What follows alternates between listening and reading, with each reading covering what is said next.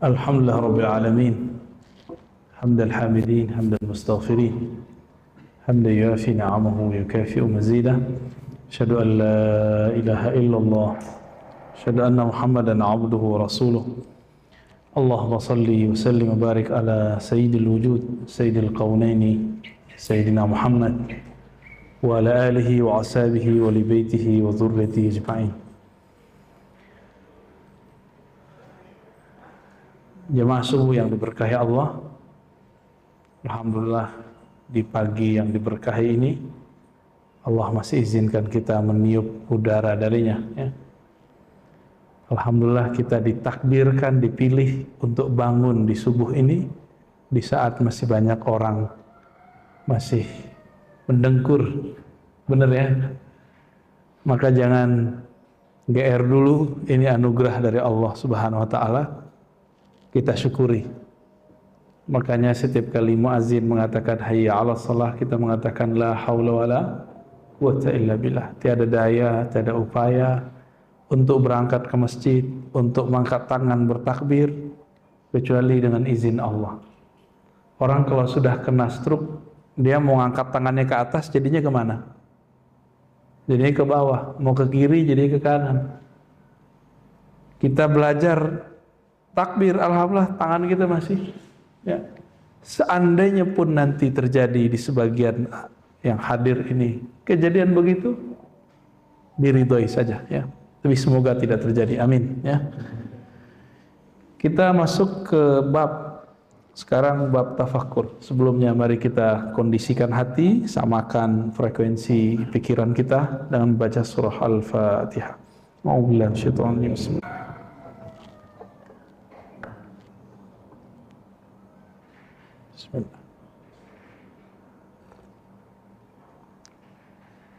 Sebelumnya kita membahas bab diam. Di dalam diam itu, seorang yang mengenal Allah, dia tidaklah kosong. Diamnya berharga. Yang orang katakan diam itu emas. Itu bab berikut ini yang disebut diamnya emas. Diam yang di dalamnya ada tafakkur. Maka bab yang akan kita pelajari pada pagi ini itu babul ashir, bab yang ke-10. Ini enaknya kalau ngaji bahasa kita pakai kitab. Jadi saya nggak perlu menyiapkan tema. Temanya sudah dari kitab semua. Tinggal lanjut aja. Di pesantren kami begini Pak, tapi tiap hari. Maka kitab setebal ini ya bisa khatam cuma dalam beberapa kali pertemuan. Baca terus, baca terus, baca terus. Bacanya tidak hanya baca tapi juga menghayati, ya. Spirit pesantren itu saya bawa ke majelis.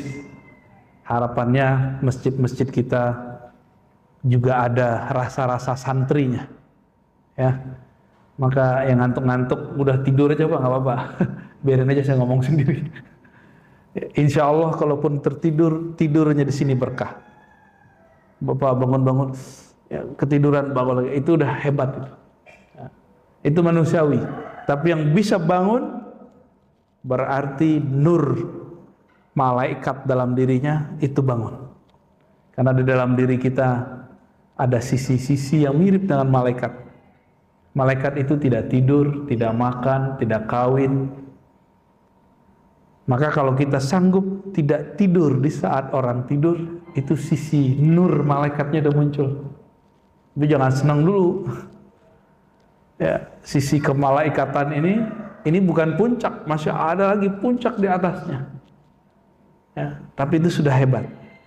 Malaikat tidur nggak Pak? Di kampus, yang pernah ngampus, yang pernah sekolah, kalau asik belajar, lupa nggak sama yang lain? Lupa. Kalau lagi asik nulis skripsi, tesis, disertasi, jangankan sama makanan, sama diri aja lupa, apalagi cuma dengan pasangan. Bisa lupa, ya.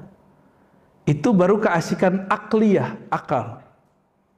Kalau keasikan qalbiyah lebih lagi asiknya. Imam Abu Hanifah tidak tidur 40 malam, 40 tahun. Sufyan Az-Tsauri begitu, Imam Malik begitu, Imam Syafi'i karena beliau tahu teknik-teknik juga begitu. Imam-imam dulu yang kita sebut namanya sekarang itu mereka-mereka yang dulu saat semua orang tidur dia nggak tidur. Ngapain? Bukan ngopi Pak, bukan. Bukan ngenet, bukan. Kalau kita kan ngenet ya, nge-YouTube, Thariqah al-Youtubiyah. Ya. Mereka ngapain? Mereka menghidupkan kolbu. Di kolbu itu ada singgasana malakutiyah, singgasana malaikat. Jadi malaikat itu kalau kita zikir dia datang Pak, masuk di situ. Dialah yang membisikkan kebaikan-kebaikan. Tapi hati-hati, di situ juga ada rumah syaitan. Jadi kolbu ini ada rumah syaitan juga. Kalau nggak diisi zikrullah, maka yang isi siapa? Syaitan, iblis, Azazil, tentara-tentaranya. Kenapa? Karena dulu syaitan itu dia bisa masuk ke dalam dunia kolbu, dunia malakut, dunia para malaikat. Tapi yang sudah ada dalam diri manusia, mereka sudah nggak diizinkan tembus ke langit. Yaudah, langitnya diri manusia. Jadi kalau orang nanya, mana langitnya diri manusia? Itu kolbunya. Tapi bukan langit yang ngono Pak ya, itu beda lagi tuh. Ini maksudnya langit itu sesuatu yang tinggi, yang luhur. Kolbu kita adalah sesuatu yang sangat luhur sekali. Di sini cuma satu halaman lebih dikit. Kalau sempat kita terusin ke bab berikata tafakkara yatafakkaru tafakkuran. Udah jadi bahasa Indonesia bertafakkur. Udah sering nyebut kata tafakkur? Apa artinya?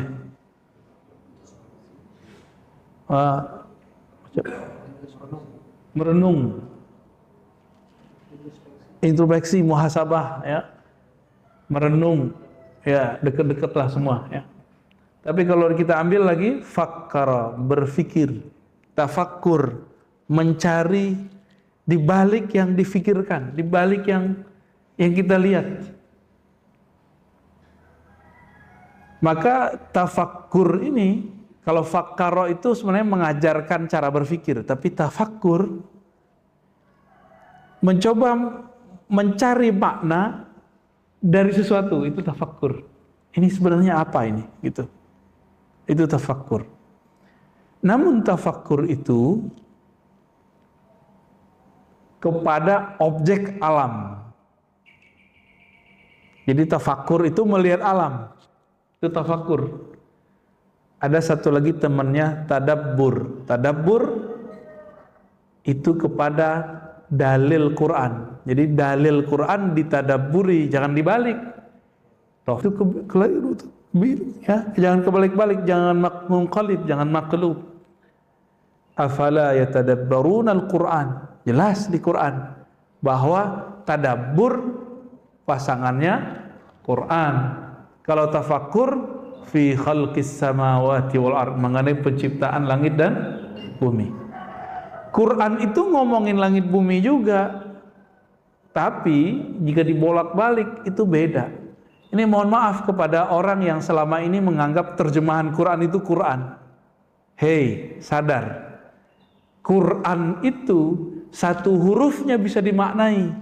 Maka terjemahan yang antum baca dari terjemahan Kementerian Agama kah, atau terjemahan dari siapa, itu baru satu makna daripada ayat.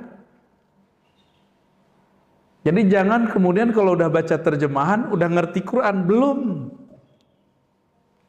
Kalau begitu kenapa Nabi mengatakan baca kulhu sama dengan sepertiga Quran? Itu kenapa Pak? Kita kalau ulik-ulik terus kalimat kulhu Allahu ahad, kulhu Allahu ahad, nggak ada habisnya. Setahun kita ngaji kulhu Allahu ahad nggak selesai Pak. Sampai mati nggak selesai itu. Qul huwallahu ahad. Ngaji huwa Allah ahad. Nggak selesai. Saya jamin. Huwa aja udah lama tuh. Tahu dia, bagaimana dia, siapa dia, apa sifat dia, apa yang mustahil bagi dia. Allah, alif lam lam ha. Kok bisa disebut begitu? Dalam bahasa lama Allah juga. Makanya beberapa aliran, kalian jangan sebut-sebut nama Tuhan kalian Allah. Allah itu bahasa kami. Lah bukan begitu. Gak ngerti sejarah bahasa dia berarti. Ini bahasa Semit namanya. Quran itu bahasa Arab, bahasanya Yesus itu Suryaniyah dan Ibraniyah, dua dia, ngomong bahasanya dua. Bahkan disebutkan juga bahasa ketiga, Aramiyah. Bahasa Aram itu cuma dipakai sekarang 3 kampung di Syam, di Suriah. 3 kampung doang, itu bahasa tua itu. Sayyidina Adam itu berbicara pakai bahasa apa? Suryaniyah. Itu bahasa paling tua di alam semesta. Itu bahasa paling tua tuh, Suryaniyah. Tapi sebelum itu kan sudah ada iblis. Pakai bahasa apa iblis? Bingung kan? Ya. Itu mereka nyebut dia Allah, itu Allah Pak dari dulu. Tapi dengan dialek yang beda. Elohim. Maka kita kalau doa Allahumma, benar gak? Allahumma bahasa sono Pak. Bahasa Ibrani, Aramaik, Suri, mereka ngomong begitu. Kalau kita dengar cerita kepergian Yesus, apa kata Yesus? El lima sabaktani, Nabi Isa. El itu Allah, Allah gitu. Elohim sama, sumbernya sama kok. Jadi nggak usah sok-sok maling merasa ini nama tuh. Emang namanya begitu. Huwa, Yahweh, sama dia itu. Kalau bahasa kita beliau, pangeran. Orang Sunda nyebut Tuhan pangeran bukan? Gusti Allah. Jadi orang nyebut Allah itu gak salah Pak sebenarnya, dialek dia aja begitu. Di kampung saya nyebut Tuan Allah. Datang saya ke orang Jawa nyebutnya Gusti Allah. Bersama gak? Huwa, dia. Itu dalam bahasa China, bahasa Prancis itu mirip, pakai D. Kalau kita terjemahkan dia gitu. Apa salah baca? Silakan dibenerin sendiri itu yang ngerti bahasa Prancis. Bahasa Tiongkok ya, bahasa Cina, Mandarin.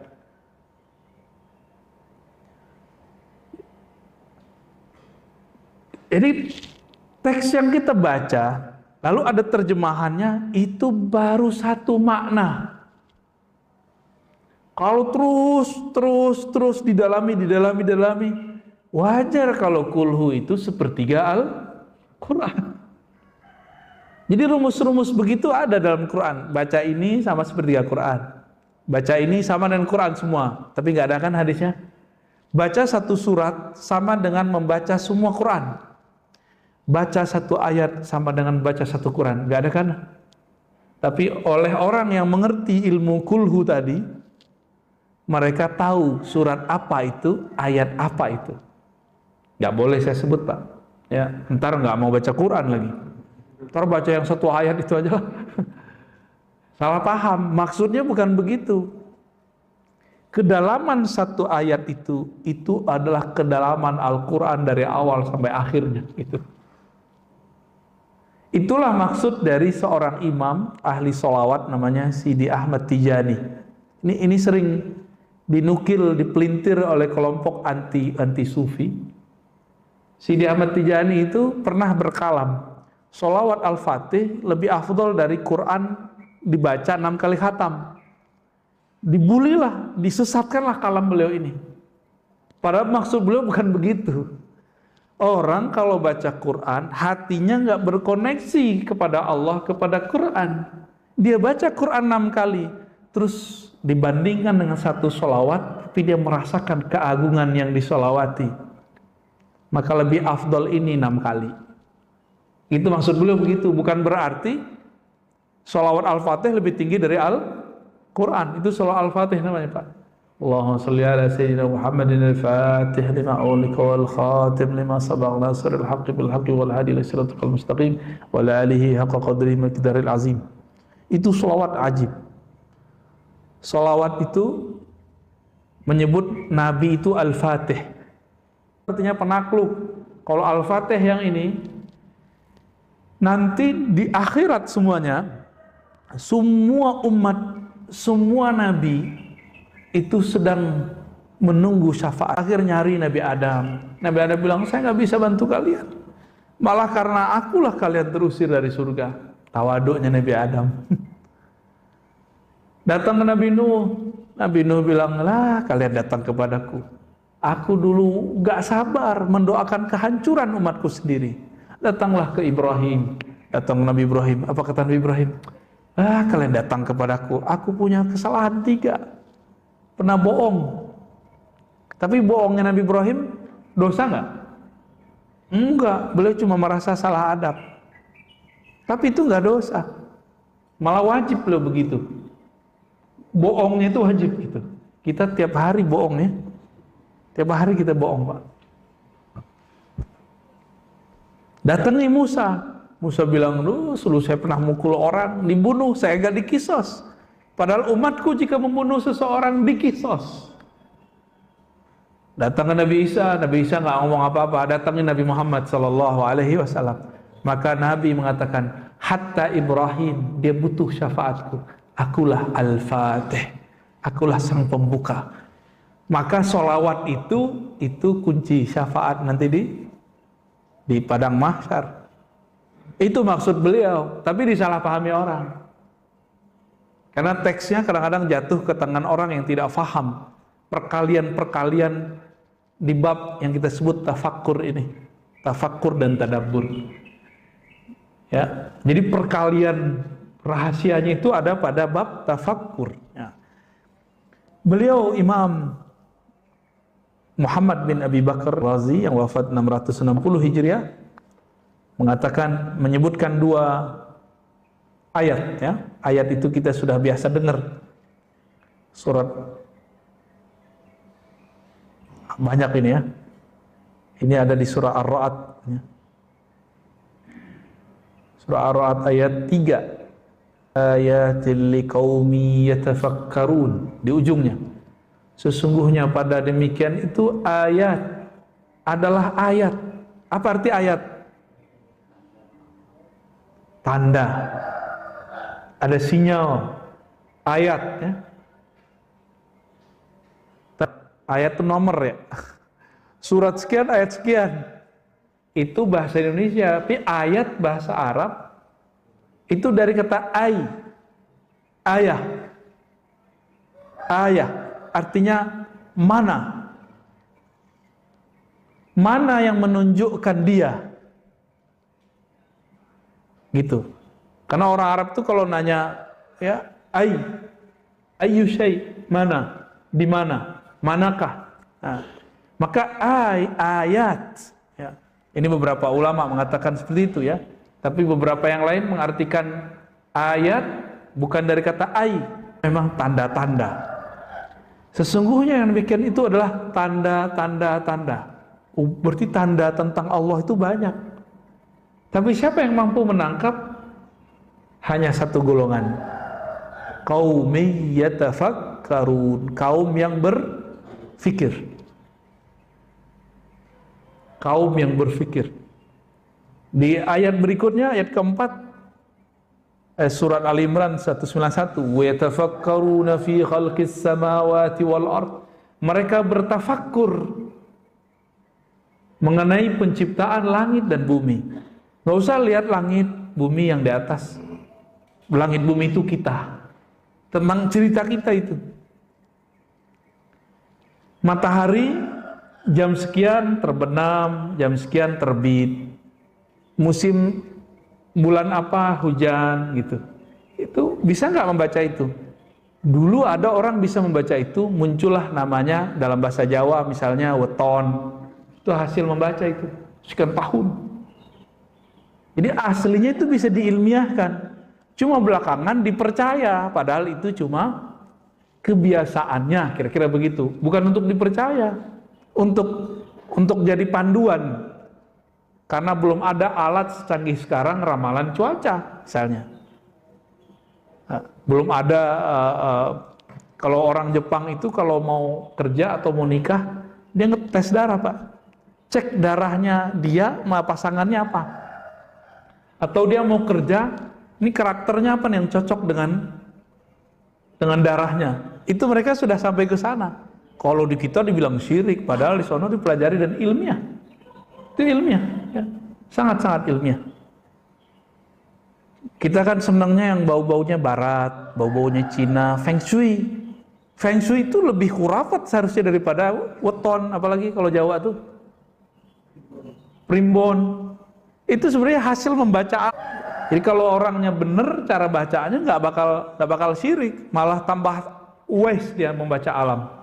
Kok orang-orang dulu itu betul-betul melihat. Jadi ada dulu nenek-nenek kita tuh nggak perlu pakai jam, dia cuma ngelihat bulan. Oh, jam sekian nih, ngelihat matahari. Makanya nenek-nenek kita dulu nggak perlu pakai kacamata, Pak. Kita sekarang udah rabun-rabun karena mereka memanjakan matanya ngelihat gunung, ngelihat tanpa radiasi. Kalau kita udah kena radiasi handphone, Pak, ya. Saya pernah pakai kacamata, Pak. Alhamdulillah hilang waktu ngajar di Istiqlal. Nggak balik-balik, ya udah saya pikir, udahlah mungkin ini akhir aku pakai kacamata. Nggak pakai lagi sampai sekarang. Tapi kita barengi, nyetir, ngelihat yang jauh, baca, ngelihat yang dekat. Begitulah terus. Terus sesekali diistirahatkan. Kita sadar tapi mata dipejam, zikir. Wah, itu energinya dahsyat sekali.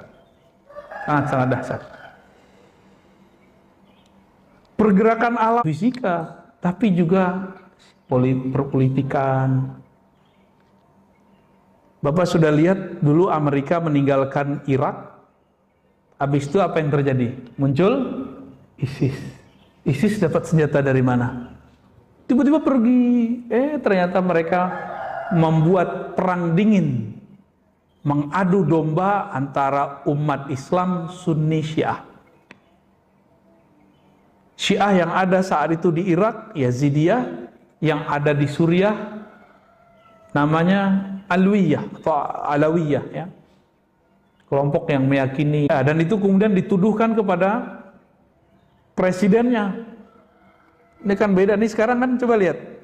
Ini mohon maaf ngomong politik dikit, Pak. Ini kita baca alam. Waktu presiden Afgan kejadian seperti ini, dia lari nggak? Lari. Nggak tahu mana yang benar tuh, Pak.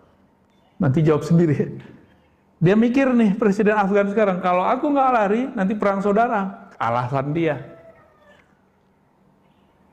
Kalau presiden Suriah, saya nggak ngelihat dia Sunni Syiah, Pak, karena istrinya seorang Sunni, menteri-menterinya seorang Sunni, dan dia sholat di belakang ulama yang Sunni, Ahlus Sunnah.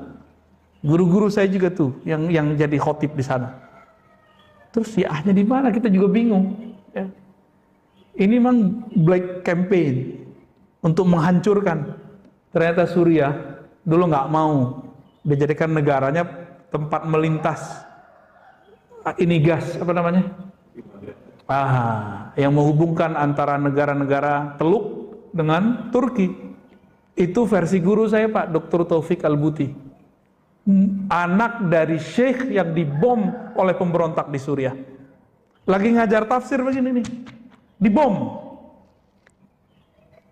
Gimana kita nggak emosi, Pak, ngeliatnya, ya? Maka kita nggak mau itu terjadi di negeri ini. Kita nggak rela, sedikit pun kita nggak rela, ya. Kita nggak mau biarin itu. Tapi skenario sebelumnya apa? Amerika tiba-tiba pergi, tahu-tahu ISIS ada senjata, ya, ada senjata ini, senjata itu.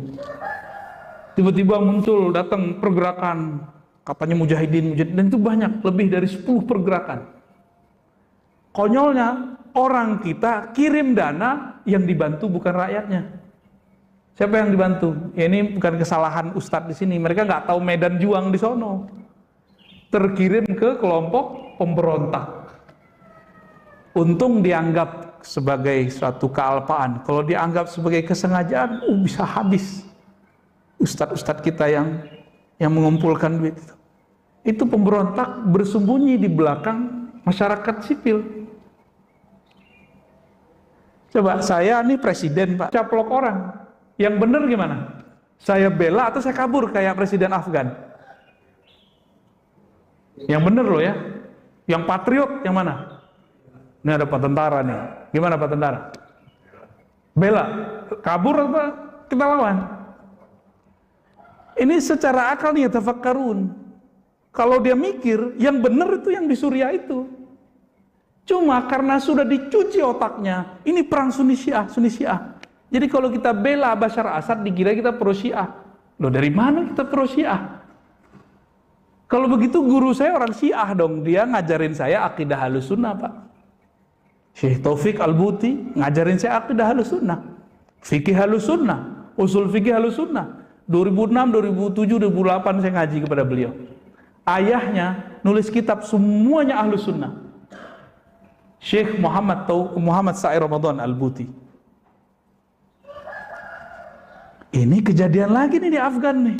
Jangan euforia dulu, jangan senang dulu. Ini kayaknya Islam mau bangkit, tunggu dulu Pak. Mana ada Amerika pergi dari suatu negara, ninggalin senjata, terus dia nggak punya misi. Nggak ada ceritanya. Jadi Bapak tolong jangan euforia ya. Mikir, ini ayatnya nyuruh mikir nih. Pola-pola ini kita harus baca. Tapi sayangnya memori kita pada pendek-pendek semua. Terserah setelah ini Bapak sepakat dengan saya gak masalah. Tapi saya cuma ngajak berpikir. Kalau hasil pikiran kita nanti beda, gak apa-apa toh? Oh gak apa-apa Ustadz, saya beda sama Ustadz. Gak apa-apa mas saya juga gak mengajarkan ini doktrin. Siapa tahu pembacaan berita Bapak beda sama saya. Tapi Bapak mikir-mikir dulu. Bapak dengar beritanya bahasa apa? Berapa bahasa yang diakses? Paling bahasa Indonesia, banter-banter bahasa Inggris. Itu pun salah-salah dengernya. Saya mendengar setiap hari saya dengerin tiga bahasa. Arab, Inggris, Indonesia. Arab, Inggris, Indonesia. Kita pelototin terus. Kagetnya apa Pak? Apa yang bikin saya kaget? Taliban itu tadinya kita anggap, oh jangan-jangan ini Panji Al-Mahdi nih.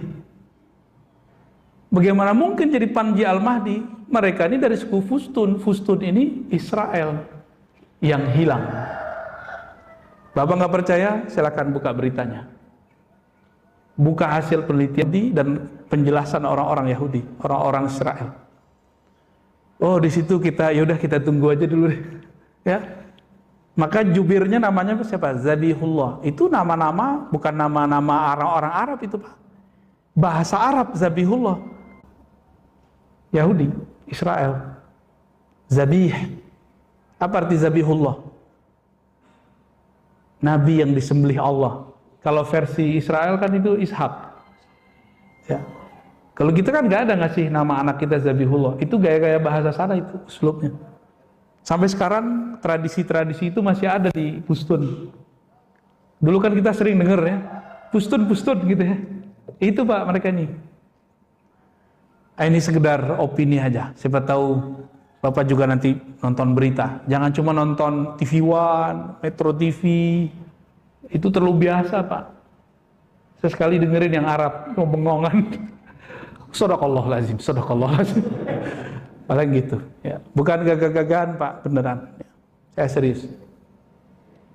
Kita serius. Dulu terjadi, ini sunatullah, ngajak kita berpikir. Waktu terjadi di Suriah, Irak itu, saya hampir setiap hari saya dengar dari berita-berita sana. Emang simpang siur. Satu A, satu B. Ini pun opini saya bisa salah, ya. Ini bisa salah karena ini bukan suci ya. Ini kan baru usaha menangkap ini rahasia apa di sini nih. Tapi Bapak perang ideologi, komunis lawan apa? Lawan liberal. Dulu liberal ya. Sosio apa? Ya komunis sama ya syuyu'i ya. Ya apalagi itu macam-macam namanya. Ah kalau sekarang beralih dari perang ideologi kepada perang teologi, dan itu sudah berhasil di Irak, berhasil di Suriah. Tapi alhamdulillah di Suriah guru-guru saya masih banyak yang hidup. Cuma ada anak yang dibunuh, ada ponakan yang dibunuh, ada guru dari guru kita mati. Siapa aja yang pro kepada negaranya dianggap Syiah dan kafir oleh orang di sini. Jadi 2013 Syekh Taufik Al-Buti guru kami yang ahlu sunnah ini, dia bukan orang Syiah. Dia bapaknya baru meninggal Pak, baru habis dibunuh sama kelompok pemberontak. Beliau diundang lah, dia cuma senyum melihat beliau nangis. Tiba-tiba lagi asik Stadium Jenderal, ada orang nggak punya adab, nanya, Syekh, ente ini pro Asad atau anti Asad? Gitu kan nanya. Ente pro presiden ente atau anti? Beliau ini orangnya kalau ngomong bisa nangis, Pak. Ngomong bab sholat aja nangis, ngomong taharah nangis. Sekarang ditanya begitu sama anak kurang ajar dari Indonesia, nggak ada perasaan dia. Jadi ternyata pergerakannya hati-hati. Muncul kecenderungan di negeri ini, kalau beda politik, beda iman. Ya, berarti ada bibit-bibitnya di negeri kita ini. Beda politik, beda iman. Bener gak? Udah muncul belum 2019? Muncul. Cuma karena beda politik, bisa tengkar di masjid. Bisa tengkar saudara dengan saudara. Ini saya ulang-ulang terus, Pak. Supaya Bapak nanti 2024 sadar lagi. Karena ini tambah parah terus. Tambah parah terus. Ini udah mulai dibuat garis besar ini. Pembeda. Orang yang berpikir emang orang emosi. Orang kalau bertindak dulu baru mikir, namanya apa tuh?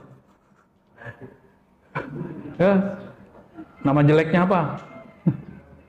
Bertindak dulu baru mikir, jeleknya apa tuh kalau bahasa Betawi gitu? Sebut sendirilah Pak ya. Tapi orang kalau dia betul-betul menghayati Al-Quran, dia akan paham pola-pola ini. Dan jangan sampai itu terjadi di negeri kita. Bapak siap menjaga negeri kita?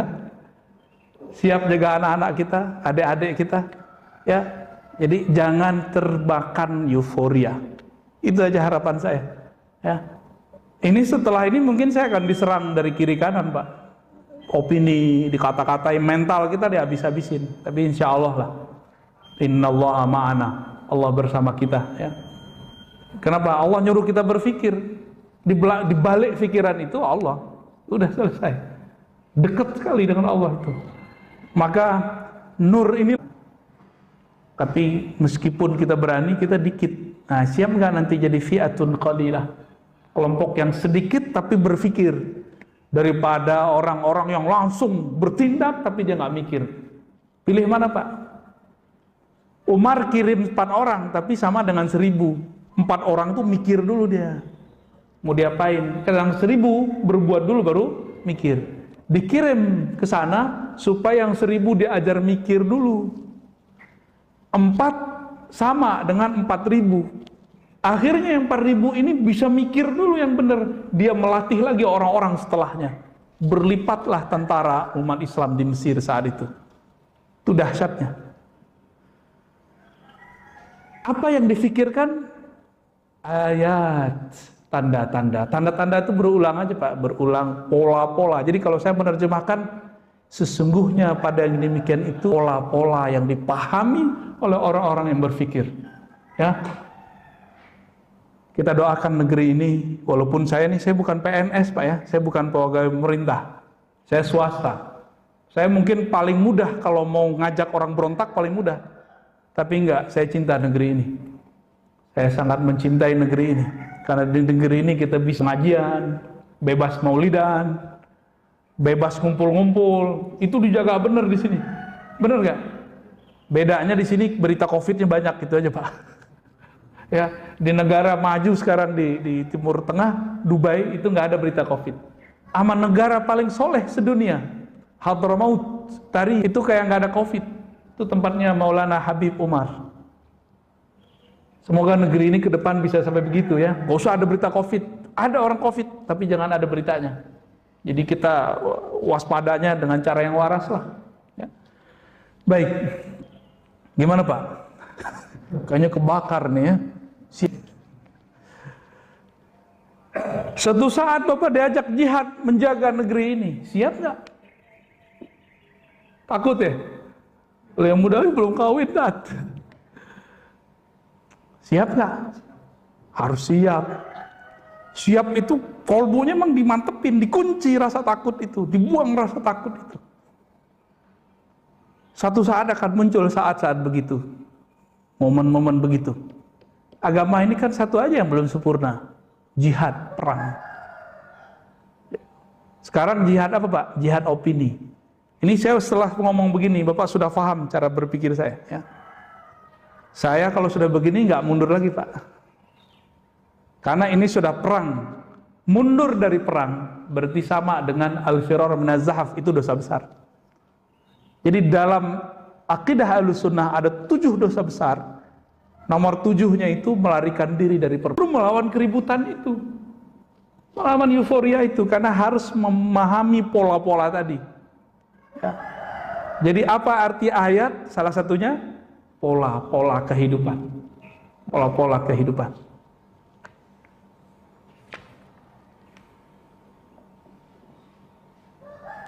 Maka dalam sebuah riwayat, ya, riwayat ini dinukil oleh Imam Al-Faqihani, tapi sebenarnya ini kalam daripada Imam Sari Sakti. Sari Sakti ini Imam Salafus Saleh, hidup di abad ke-3 Hijriah, guru dari Imam Junaid. Saya sering nyebut, ini gurunya dia. Apa kata beliau? Cuma beberapa ulama mengatakan ini hadis. Yang benar ini bukan hadis, ya. Tafakkur sa'ah khairun min ibadati sana. Berdasarkan ayat tadi, kata Imam Sari Sakti, bertafakkur sesaat saja itu lebih baik daripada ibadah 1000 tahun, atau ibadah setahun tapi nggak ada tafakkur, nunggak tapi nggak ada tafakkurnya. Dan ini terbukti, orang nanti banyak yang soleh secara fisik, tapi dia nggak ada kecerdasan spiritualnya, nggak ada. Akhirnya emosi, beda sama dia kata-katain neraka. Nah, ini udah mulai muncul nih. Maka saya kasih tahu Pak dari sekarang, musuh kita nanti bajunya sama kayak kita, sama-sama pakai kopiah. Untung lagi nggak pakai kopiah ya. Ya maksudnya sama-sama baju orang sholat lah. Sama pakai baju koko, pakai sarung, pakai gamis, sama-sama berjenggot ntar. Nanti sama Pak, bedanya mereka khawarij. Ciri-ciri khawarij berontak.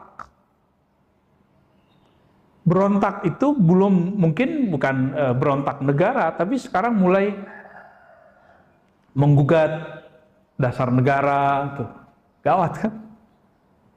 Mulai mengatakan Pancasila syirik. Berarti dia nggak ngerti Pancasila kan Pak? Pancasila syirik. Coba ayat Pancasila pertama apa kalimatnya? Ketuhanan Maha Esa. Di mana syiriknya bro?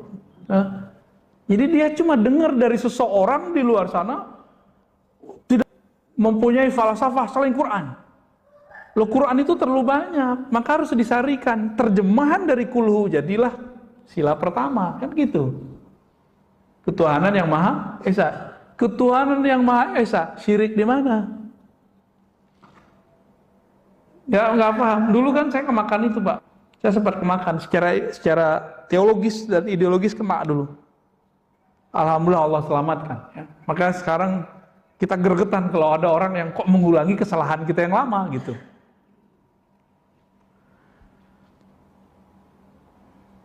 Orang kalau berpikirnya benar, maka ibadahnya walaupun sedikit itu lebih berefek daripada orang yang berpikir sedikit ibadahnya banyak.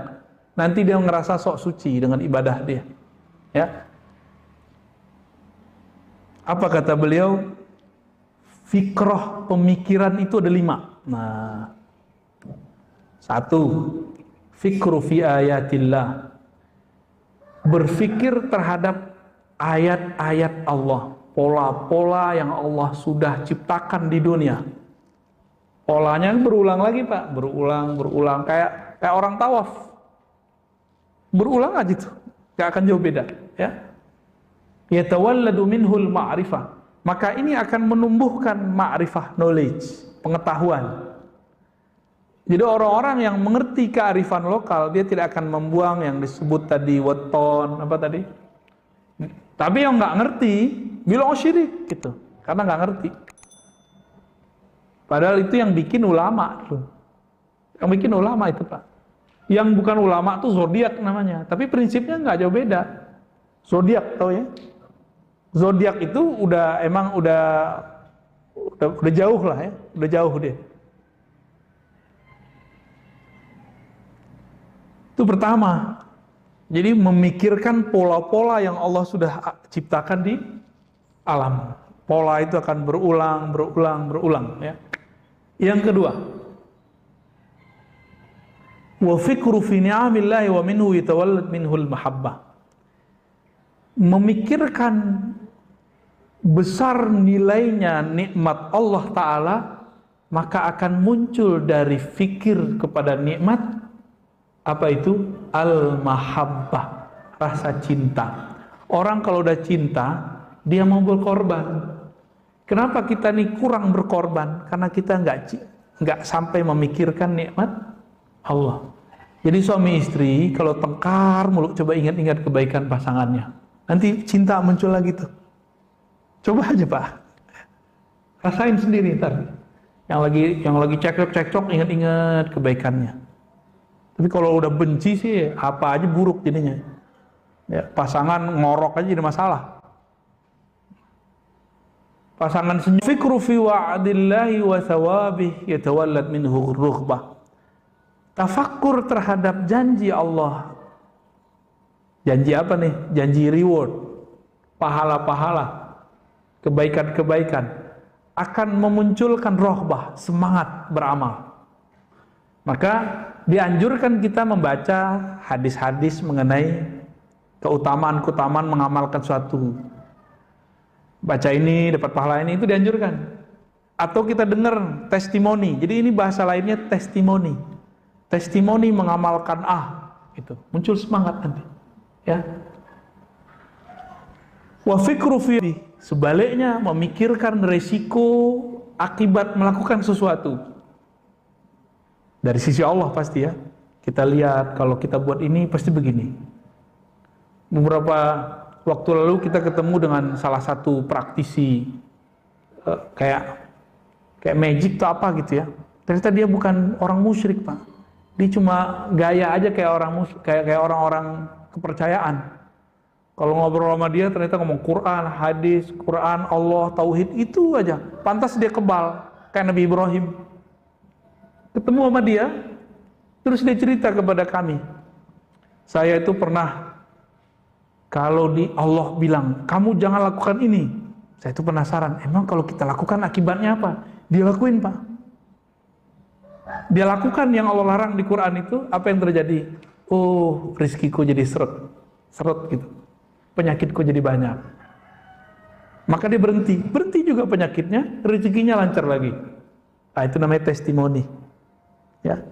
Nah, kita perlu mendengarkan orang-orang berbicara ini, ya, supaya apa? Muncul rahbah, rasa waspada, rasa takut kepada Allah Subhanahu wa taala. Udah berapa tuh? Udah 4 ya. Yang kelima, insani fi janbillah yatawalladu minhul haya wan nadamah. Ya, memikirkan, mirip seperti yang dikatakan tadi, sikap berlebihannya seseorang di sisi Allah, ya, akan membuatkan kita ada rasa malu. Ya. Jadi orang-orang yang mengenal, tidak membawakan dirinya dipandang oleh Allah. Ya. Kita kalau nggak merasa kita dilihat Allah, nggak muncul rasa malu. Jadi malu ini kapan muncul? Kalau kita merasa diperhatikan. Pernah nggak diperhatikan dulu oleh guru di sekolah? Malu nggak kemudian bertindak yang aneh-aneh? Nah, kira-kira begitu. Sekarang karyawan, pegawai dilihat pakai CCTV, malu nggak mereka melakukan hal-hal yang di luar tugasnya? Pasti malu. Ya. Wa'alam, ini bagian akhir. Ya. Anna tafakkura qa'idul lil insan ila al khair wa daliluhu idza kana tafakkuran sahihan maqsudan bihi al firar min al khalqi ila al haqq wa taftish an aqrabi turqil wusul Allah azza wajal. Tafakkur itu adalah guide-nya manusia. Jadi yang bimbing kita itu tafakkur kita, yang kemudian menggait kita kepada yang baik. Bahkan membawa manusia dari euforia bermakhluk, asik dengan makhluk, kemudian kita diangkat kepada Khalik, kepada Allah Subhanahu wa taala. Nabi Muhammad sebelum diresmikan sebagai Rasul, beliau kan dah Nabi. Apa amalan beliau? Beliau sering merenung, kemudian beliau pergi ke Gua Hira, tahannus. Tahannus itu salah satu programnya tafakkur. Dua, tafakkur, tadabbur, tafakkur, tadabbur. Beliau tafakkur. Maka Nabi itu di saking kerasnya, meskipun kerasnya arus kemusyrikan, orang tuh nyembah berhala. Tapi Nabi terbawa nggak? Ini saya kasih tahu. Salah satu karakter orang yang tafakkur, dia tidak termakan oleh mainstream. Dia sendiri, itu sudah cukup. Dia nggak perlu kata orang, dia nggak perlu menurut orang. Ini bukan orang kebablasan, terlalu kepedean, bukan. Dia sangat mengerti pola-pola Allah Subhanahu wa Ta'ala. Makanya Nabi Ibrahim, karena tafakkurnya kuat, Allah sebut beliau ummah.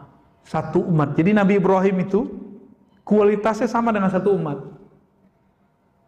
Wajar Allah kasih beliau hadiah anak, yaitu udah tua, beliau punya anak. Anaknya pertama siapa? Nabi Ismail, Nabi Ishak, Nabi. Bahkan ada anak-anaknya yang lain ya, Madian, sampai 6 dari Jarur Siti Konturah. Jadi anak beliau dari Siti Konturah itu 6 atau 4, itu banyak. Anak-anaknya sampai ke negeri kita. Jadi bapak-bapak ini mungkin keturunan Nabi Ibrahim jalur Siti Konturah. Mungkin loh Pak ya. Jangan gear dulu. Pasang Habib berarti depan. Enggak begitu Pak ya. Kan mungkin. Kenapa? Kalau kita membaca teks. Tinggal dibuktikan pakai DNA apa nanti? Ya, bener nggak nih? Jadi antum benci sama Israel. Misalnya nih, benci kepada Israel sebagai bangsa nggak boleh, tapi benci kepada Zionis yang mereka merusak alam ini itu boleh, bahkan wajib kali ya. Itulah yang disebut al-Yahud di Quran, lan tarda ankal Yahud. Yahudi nggak bakal ridho kepadamu, itu Yahudi Zionis. Pakai alif lam di situ, di Zionis maksudnya. Tapi Yahudi yang lain itu nggak banyak yang masuk Islam. Kita nggak tahu nih pergerakan yang sekarang tuh yang mana, ya. Wallahu a'lam bishawab. Maka Bapak saudara Allah akan tafakkur kita, insya Allah kita akan menjadi umat yang mandiri. Amin ya rabbal alamin ya. Gimana Ustaz Harun? Antum udah ngantuk nih kayaknya. Aneh yang belum tidur, antum yang ngantuk. Kita baru turun dari kandang, bener Pak, melayang-melayang doang bentar di mobil. Pas bangun cuma tidurnya dari mana tuh ya? Lah ini masjid apa ini? Kok bukan rumah gua nih? Perasaan kalau bangun itu depannya rumah, ini malah kok pagar. Ternyata rumah lah masjid. Alhamdulillahirabbil alamin. Gimana Ustaz? Udah? Ini jamnya yang lambat atau emang belum ini? Iya.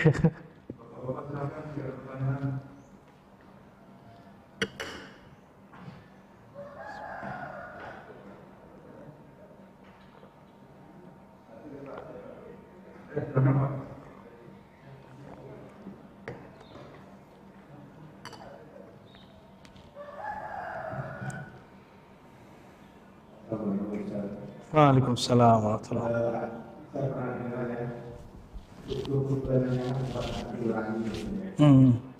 Tapi belakang ini berkat dia akan melihat mendengarkan sesuatu. Ini masalahnya abu-abu.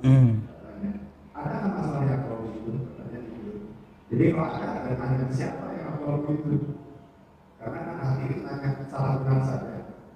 Yang abu-abu akan tanya siapa kepada siapa. Waduh, ini pertanyaan mau jadi wali nih. Wali murid. Nabi itu didatengin sahabat nanya, ya Rasulullah, apa yang disebut kebaikan? Apa kata Nabi?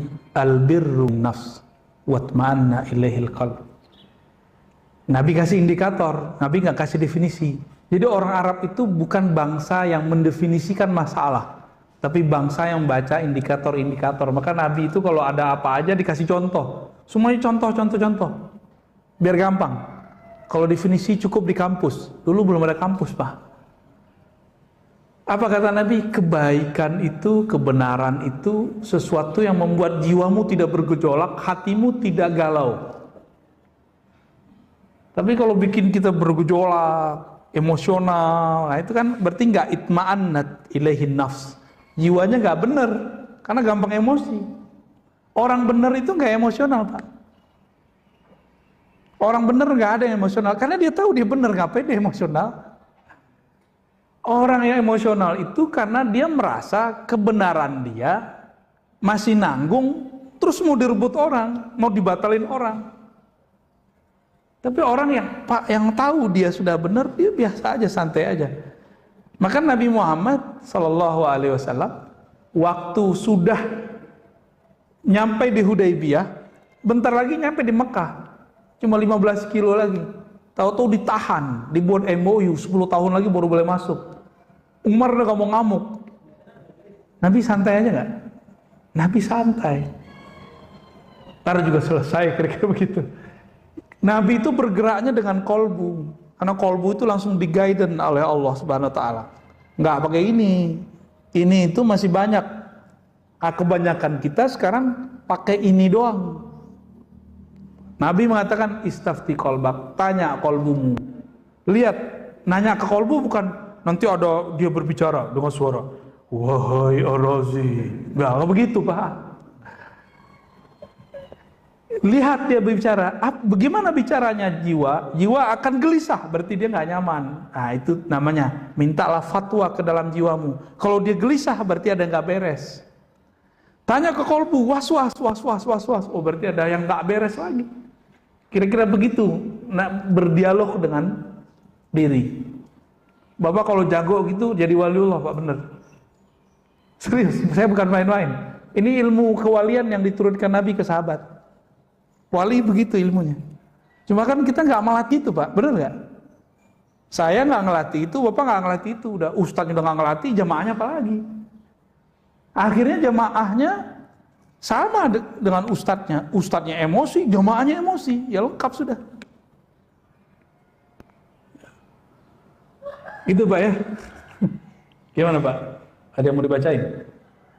Surat cinta bukan? Apa surat benci? Oke, fadal. Dari Madura. Assalamualaikum, saya Muhammad Ruji Madura Darul. Apakah ada makhluk Allah yang bergerak diam bersamaan selain Allah? Mohon jawaban ya. Itu pertanyaan harus dibenerin. Bergerak kok diem? Itu secara ilmu logika udah nggak masuk. Ya, harus dilurusin dulu. Dalam ilmu mantik ini kan gramatikal berpikir. Gerak itu sekaligus bisa diam nggak? Gerak, diam ya diam. Dah, jadi pertanyaannya dilurusin dulu deh. Ya. Di tafsir Quran Allah akan menyebut dirinya aku dan kami. Itu yang nanya siapa tuh? Arti tidak ada Allah yang Aku, ada Allah yang kami gitu ya. mengatakan tafsir itu masalah dalam hal apakah Allah menyebut dirinya aku dan kapan kami. Coba perhatiin ya. Ini ayat yang paling senang saya baca. Dari dulu, dari kecil saya suka baca ayat ini. Surat Thaha ayat 14. Malam tadi juga kayaknya saya baca ayat ini nih. Wahai Musa, kata Allah, la ilaha illa ana. Innani anallah la ilaha illa ana. Sesungguhnya akulah Allah. Innani, ya itu ada innani itu ada ya pada situ. Sesungguhnya aku. Diulang lagi, anallah, akulah Allah. Jadi Allah itu kalau menyebut aku berarti ada keperkasaan di situ.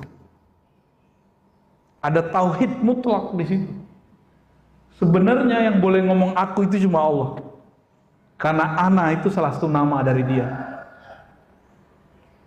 Dulu Buya Hamka tuh nulis, sebenarnya kalau kamu mengatakan saya, aku, kamu sudah mencuri, kamu sudah memakai salah satu dari nama-nama Allah. Itu Buya Hamka tuh, Pak. Cakep juga Buya Hamka, emang dia sufi juga tuh. Karena ayahnya sufi, kakeknya sufi. Di akhir ayat dekat sama sufi-sufi. Meskipun beliau tokoh Muhammadiyah yang emang kita nggak dengar tasawuf, kecuali tasawuf modern ya, di kalangan Muhammadiyah.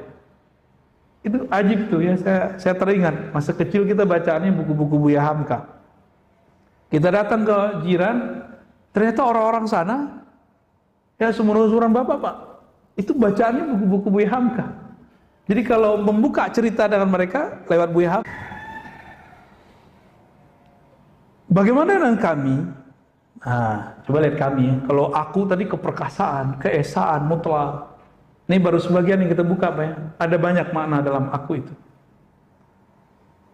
Kalau Allah mengatakan nahnu kami, inna nahnu nazzalna adz-dzikra, ya, sesungguhnya kamilah yang menurunkan az-dzikra. Apa arti az-dzikra? Peringatan artinya Quran.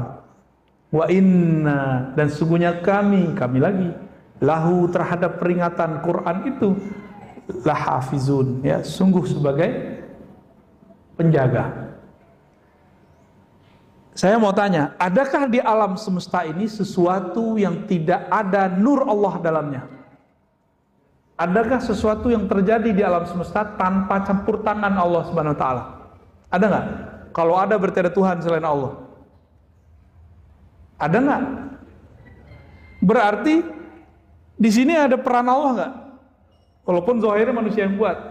Di sini suara yang sampai kepada Bapak itu kan karena kita dekat. Dalam hitungan detik, bahkan sebelum 1 detik udah nyampe. Tapi kalau jauh, suaranya menggema baru nyampe kan di sana. Telat nyampenya. Kita kalau dengerin petir, yang nyampe duluan cahaya atau suaranya? Cahayanya, karena kecepatan cahaya beda dengan kecepatan gelombang suara. Beda Pak. Allah Subhanahu wa taala ada nggak? Jadi siapa sebenarnya menyampaikan suara ini kepada Bapak? Itu bukan saya Pak, Allah yang nyampein. Masuk nggak? Maka sama siapa yang nonton lewat YouTube, lewat Facebook, dimanapun berada, itu yang menyampaikan itu Allah, bukan si Facebook itu, bukan si YouTube itu. Allah yang nyampein. Lewat. Apabila Allah melibatkan perbuatannya, maka Dia mengatakan kami. Paham? Kita ini, alam semesta ini perbuatan Allah. Apabila Dia menyebut perbuatannya, Dia sebut kami. Maka Dia mengatakan keesaannya dalam perbuatannya. Disebut tauhidul af'al. Tauhid dalam perbuatan. Terbersit sedikit saja Pak. Bapak ini, antum ini berpikir apa yang dipikirkan? Ada pergerakan di alam semesta, 1 biji zarah saja, itu bukan campur tangan Allah, musyrik langsung. Gawat gak? Paham ya? Enggak ada. Bukan berarti kita fatalis, enggak. Kita sedang ingin menguji tauhid kita. Kira-kira seperti itu Pak. Jadi keyakinan kepada Allah itu harus benar-benar bulat, sebulat-bulatnya Pak. Gak boleh sumbing dikit, gak boleh. Sumbing dikit syak, nggak diterima oleh Allah Subhanahu wa taala. Maka niatkan kita ngaji ini memantapkan keyakinan itu. Yang keyakinan ini Bapak nggak dapat dengan sholat 1000 rakaat. Itu maksudnya tafakkur sesaat lebih afdol daripada ibadah 1000 tahun, ibadah setahun. Kenapa? Dengan mengaji begini, pola-pola berpikir yang mantap, yang sahih tercipta nggak dari tadi? Tambah yakin nggak beragama? Tambah yakin nggak beropini? Insya Allah ya. Tadi nggak kebayang jihad, pas kita colek pada siap jihad Pak. Tapi jihad yang benar. Jangan ngaji jihad dulu sebelum ngaji bab toharoh. Jangan ngaji jihad dulu sebelum ngaji bab tentang qisas. Jangan ngaji jihad dulu kalau belum belajar tentang akhlak, belajar tentang bab ikhlas. Nanti nggak jihad, malah ingin nunjukin gini loh Islam yang benar. Allah nggak perlu digitu-gituin Pak. Agama Allah nggak perlu begitu. Betul ada ayat intan surullah yaskum. Jika engkau menolong Allah, Allah tolong kamu. Emang Allah butuh ditolong? Ini Allah lagi ngapain nih? Nguji kita. Kita GR kan nih? Intan suruh kalau bagi saya terjemahannya bukan itu. jika engkau berkorban untuk Allah, itu yang benar terjemahannya, maka Allah akan membantumu. Udah banyak belum korban buat Allah? Belum ya? Belum. Gimana mau dibantu Allah kan? Gimana kolbunya belum bisa merasakan khusyuk? Gimana mau merasakan nikmat tahajud? Gimana mau bisa merasakan la ilaha illallah itu bergetar di kolbu? Gak bisa. Karena gak ada pengorbanan. Ini yang datang pagi ini sudah berkorban berarti. Mengorbankan rasa was-was. Benar gak? Bagus itu Pak, sembelih itu rasa was-was. Orang yang gak mau keluar rumah, gak mau ngaji ke masjid, itu lebih rentan kena nanti. Karena ada was-was ini bahaya. Bapak udah dapat imunitas ini, imunitas sosial. Was-wasnya terhilang. Karena was-was ini awal dari semua penyakit. Ini hemat kita ya. Gunting itu Pak, bakar rasa itu. Rasa was-was itu gimana cara bakarnya? Meskipun kita masih jaga jarak, tapi kita jangan sampai gak hadir di masjid-masjid Allah ya. Di majelis-majelis kajian-kajian yang menghantarkan kita kepada Allah. Kajian kan banyak juga Pak. Gak semua kajian menghantarkan, menyadarkan kita kepada Allah SWT. Saya memohon kepada Allah, semoga ta'lim-ta'lim saya, ta'lim-ta'lim yang Allah izinkan pada diri yang hina ini, menghantarkan kesadaran saya dan kita semua kepada Allah Subhanahu wa ta'ala. Cukup Pak ya? Kita tutup dengan baca salawat. Allahumma salli ala Nabi Muhammad. Subhanakallahumma wa bihamdika asyhadu an la ilaha illa anta astaghfiruka wa atubu ilaik. Mohon maaf. Semoga kita diridhai Allah. Assalamualaikum warahmatullahi wabarakatuh.